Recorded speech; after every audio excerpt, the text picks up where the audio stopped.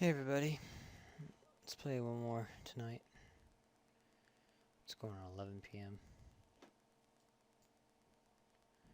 Alright, so bekirnumanovic123, 1677 from Serbia. Yep, Serbia. Let's play the ready. I kind of like get this queen check.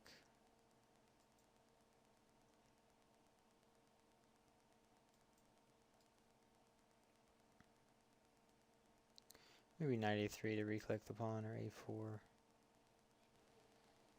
Everybody, okay. v7. Alright, king's 1767. Alright, king's gambit.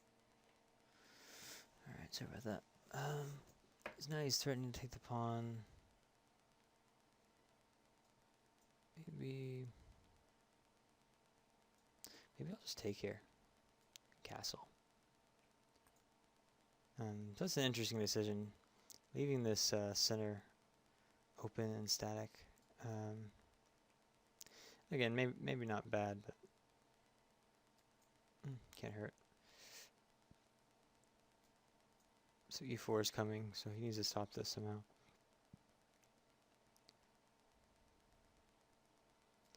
So it looks like I have a lot of center for not a lot of compensation. Bishop d6 is not the right square for this type of setup, which is proven by this move. I think I'll play queen e2. Where's this bishop going? Bishop f4? He won't play g5. Ah, bishop f4 looks okay.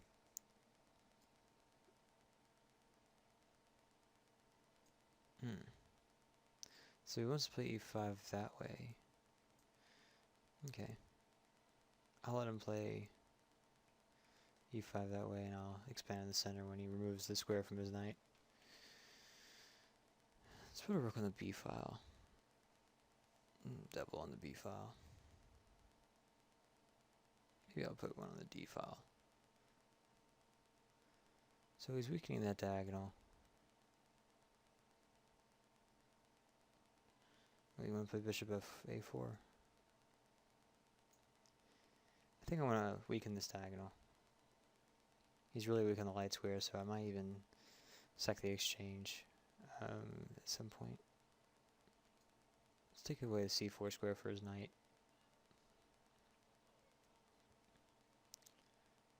Hard to say what that move does.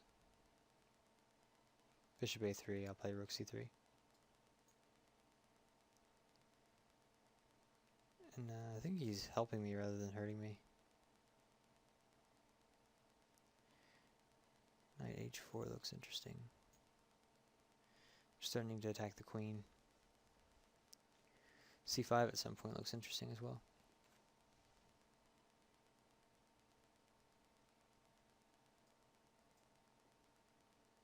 He plays back to a3. Play to d1. Just sacrifice the exchange. I think I want to put the rook here. Because this knight, these bishops opening up. Okay, I don't think I want to exchange bishops yet. Actually.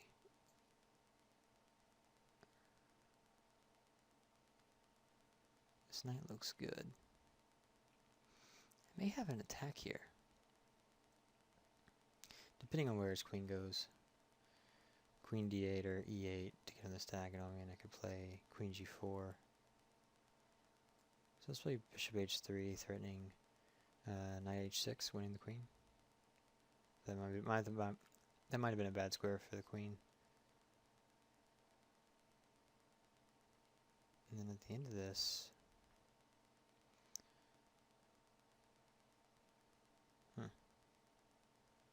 okay. So here I have this move because if he takes, I win the queen at the end. I'm also pressuring this pawn, and my queen could swing in, add pressure.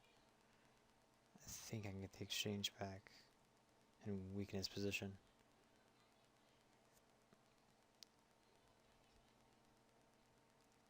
So this knight's pretty sidelined. It doesn't seem like it has a... Alright, is there anything better than queen g4, just taking the exchange back? I don't see it, so I'm going to go with it. I don't want to lose this knight quite yet. It's outpost square, so... I'm quite weak on the dark squares. Maybe I will...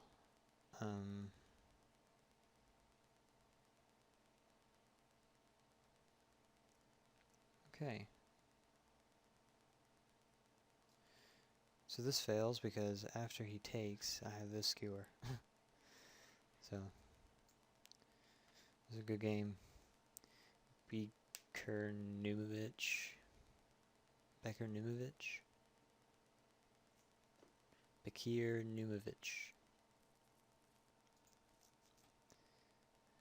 Oh, it is his full name. Okay, I thought that was just his surname. Okay, and there's no reason for me to take this right away. Maybe I'll just play c5. I'm not scared of queen takes. It'll just open a file for my rook. Promote exchanges. So.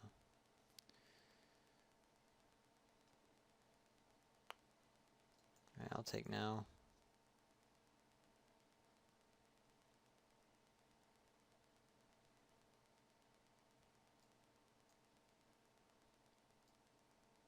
I think I'll play this move just to lock out his knight. Break with f4. That's what I'll do. He has a lot of pawns on dark squares, so his bishop is really limited on mobility. Let's break with h5 instead then. King g2, rook h1. So I think g5 guarantees a file open, and this knight is stranded, so maybe play f4 too. I'm just going to keep a watch over the c4 square, and that knight will never move. a7 is also really weak, and if a7 drops, c7 might as well. Okay, so why not rook f1? This doesn't seem like the right approach, but maybe it's not so bad. Okay, so I'll take here, and I'll take here, and he can take with a rook, with check, that's fine. Probably go to king h3. Is there a problem with that move? No. Now I'm threatening the rook right now with queen takes f5 check. So if he plays knight c4, also I have queen c7 check, picking up a pretty crucial pawn in his position. I think this position's pretty lost. This might... Okay, this check and I can win both, so I'll do that. I'll check from this side and skewer.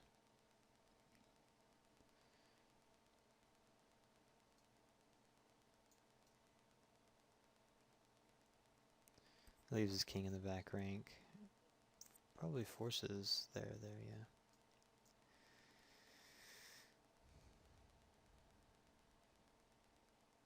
Alright.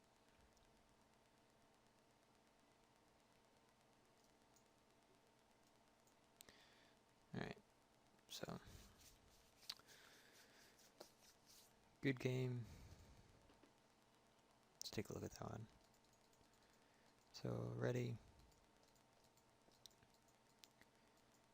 So I got a pretty massive center. I'm not sure where he went wrong. I would say not recapturing with the pawn here, because as you can see, it weakens this diagonal, and when these pieces get exchanged, he has no presence in the center after his pieces aren't configured the way he would like. He would like to be able to play c5.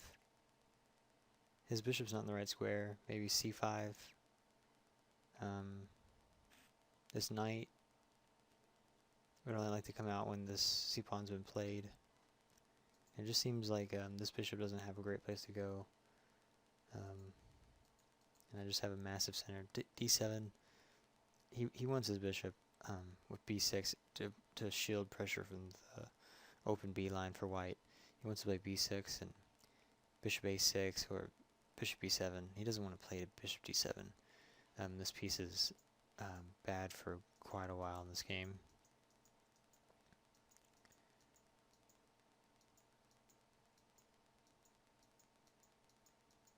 So I think it's a pretty good exchange sacrifice, at least from a strategic standpoint, with all his pawns and dark squares and no open files, and his knight's pretty stranded.